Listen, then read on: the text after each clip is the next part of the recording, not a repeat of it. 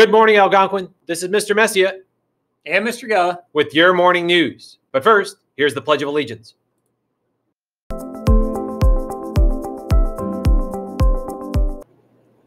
Good morning, Algonquin. Please stand for the Pledge of Allegiance and remain standing for a moment of silence. I pledge allegiance to the flag of the United States of America and to the republic for which it stands, one nation, under God, indivisible, with liberty and justice for all. Good Tuesday morning to you, everybody out there in cyberspace. We come to you with breaking news that happened, of course, yesterday. That was the governor of New York, Andrew Cuomo, has extended the New York pause, and school and non-essential businesses will remain closed until April 29. So Averill Park will continue to be closed.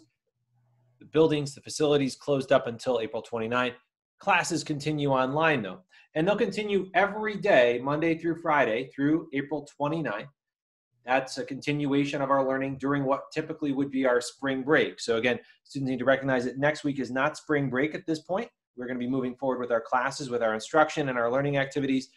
And we know that while this may not be a popular decision to our student population, we know that it's an important time for our nation, for our state as well, and that we need to pull together and do our part by continuing our learning activities and our social distancing practices.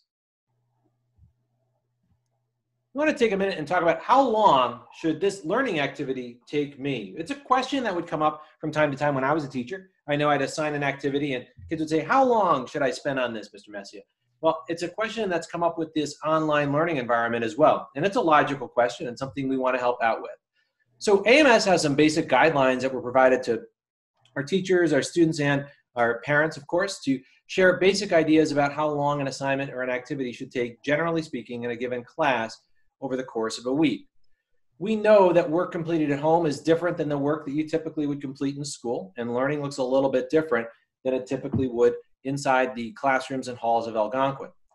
So time is measured by the week. So what we're saying is that a core class, which we'll explain in just a second, should have about 2 hours of student work per week per class. So you have a number of core classes, you should be doing about 2 hours of core work per week for each one of those classes. You have some encore classes, some specials and papas and things that we'll point out in just a moment, and those should take you about 1 hour per week to work on the activities for those. So here they are listed out a little bit more logically for you. The core classes are listed on the left: ELA, math, science, and social studies. Those apply to all students in grades 6 through 8. Literacy 6 is a core class, as is LOTE 7 and 8. So when you add up those for your grade level, you should have a total of 10 hours of instructional work that you should be working on during the school week for your core classes. Encore classes are a little bit more challenging to measure because of the variety of number of encore classes that students take. Those include your trimester class. So that could be facts, music, art, medical explorations, or team. So that you have to remember which one you're in for this third trimester. So that should be one of them for 1 hour, PE for 1 hour, LOTE 6 visual literacy 1 hour, health, technology in 7th and 8th grade. Those are 1 hour courses as well. And band, orchestra, and chorus also 1 hour. So students will have between 3 to 5 hours of additional work for encore classes total. So a grand total of about 13 to 15 hours of schoolwork per week. Well, what if I'm spending more time than the allotted hours on a class each week? Well, then please let your teachers know. We are all new to this, and we're all trying our best to identify how long an activity should take students. And sometimes we're just a little bit off. Maybe it's a little bit too much. Maybe it's a little bit too little. We're not exactly sure all the time. We're trying our best to figure that out. Feedback is the only way that we'll know how long these learning activities are taking you as you work on them. So please be in touch with your teachers and let us know how that's going. Ms. Ekstrom sends in this book announcement. She offers this opportunity for students to tune in to Facebook Live for Jacqueline Woodson, who's sharing Brown Girl Dreaming, the National Book Award winner, an outstanding book and very popular book out there in the world of reading. And this book is also available on the Sora app, so check it out on Sora and tune in to Facebook for Ms. Woodson's reading of her book, Brown Girl Dreaming. Ladies and gentlemen, our student focus groups, we talked a little bit about yesterday during our morning announcements, but it's something that we've done in the past. We've met with 109 students at Algonquin Middle School this year. And essentially what it is Mr. Geller and Mr. Messier are really looking to continue this in a virtual sort of way. Ladies and gentlemen, what to expect? If you take a look, we are going to set up a Google Meet. It's going to be about 15 minutes. And what we want is your perspective on how the year is going. And it's probably going to be a little bit different perspective than we've had during our other meetings this year, because now we're all into this virtual learning plan that we have in place right now.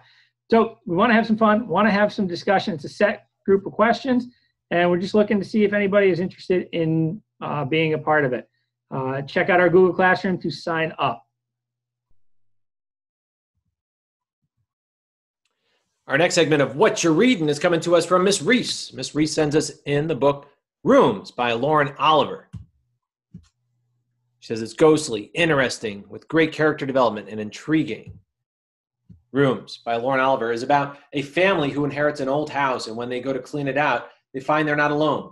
Alice and Sandra, two restless ghosts, linger within the house, within the rooms. Although the ghosts cannot be heard, they speak through the house, the radiators hiss, the creaking stairs, the dimming light bulb. Throughout the story, characters both living and dead are haunted by painful memories and truths about their lives. This story is a page-turner and very exciting. Also gets good reviews. Thanks to Blaze, Miss Reese's feline model there. Our results from yesterday's Two Truths and a Lie with Miss Wood. So, Miss Wood shared with us a variety of things, from archery to swimming with sea turtles to jaguars. And you were correct if you guessed that swimming with sea turtles was the lie. So when we look at it, only about 18% of us got that one right. So nice job, Miss Wood. Up today on Two Truths and a Lie, we are featuring Miss Conroy. Mrs. Conroy is going to share two things that are true, one that's a lie. Your job is to figure out which one is the lie. First one up, Miss Conroy says, my cousin is soccer great, Carly Lloyd. True or false? Second one, Miss Conroy says that she once got a hole-in-one in golf. Truth or lie? The third one is that Miss Conroy says that she spent one summer dancing with the New York City Ballet. Truth or lie? Ladies and gentlemen, check out our Google Classroom page to vote on which one you think is Miss Conroy's lie. Tune in tomorrow for the answer. Time for some shout-outs. We have some more tie-dyed shirts coming in, so we just wanted to say thank you, everybody, for participating in the theme week last week. It was a lot of fun and great to see some more tie-dyes out there. The Crafty Creations Club is continuing to sponsor the Assignment Algonquin Crafty Creations activity, making those spring eggs, turning those pictures to us by Wednesday so we can feature them on the morning announcements by the end of the week. Also a reminder that access hours are posted on the Google Calendar. Check in with your teacher about any activities that you're maybe struggling with, anything you need help with your assignments or learning. They are there to help you during their access hours. Check the Google Calendar for your team and click on the access hours link inside of that to see the spreadsheet with all the teachers' access times. Miss Reinish's quote of the day, this one comes in from Sierra. The quote is, you have power over your mind, not outside events. Realize this and you will find your strength. Excellent quote, Sierra. Thanks for sharing that one. That's a really powerful one for these days. That's a really powerful one for these days. It's your birthday. It's your birthday. If it's your birthday, put your hands up. If it's your birthday. Happy birthday goes out to Ava, David, Miss Sauls, and Miss Wood. Happy birthday, guys.